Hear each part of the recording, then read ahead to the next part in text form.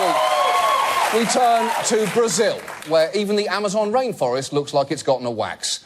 Now, President Dilma Rousseff has spent the whole week dealing with developments in a corruption scandal which threatens to undermine her entire government.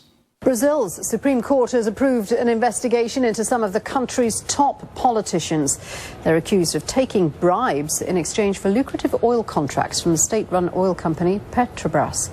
Now, when they say taking bribes, this isn't your standard $5,000 in an envelope left under a bench. Because Brazil's largest construction and engineering firms allegedly paid at least $800 million in bribes and other funds to secure contracts. $800 million!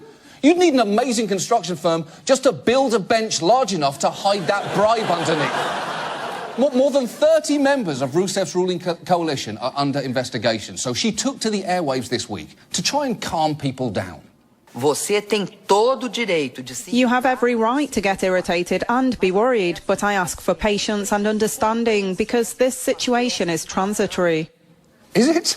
How is it transitory? Because unless you're about to flash the entire country with one of those memory-erasing sticks from Men in Black, I don't think people are going to forget about this.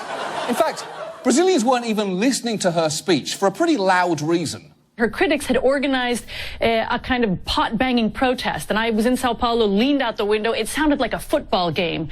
People were banging their pots, honking their horns. Fora!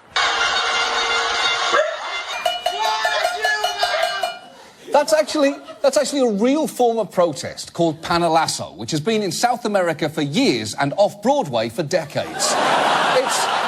It's so entrenched, it's even taken place on the floor of Brazil's legislature. Do bom senso do povo brasileiro. Minha homenagem ao povo brasileiro. Now, I love everything about that, but the best detail there is the sign language interpreter. Even he is banging invisible pots in disgust.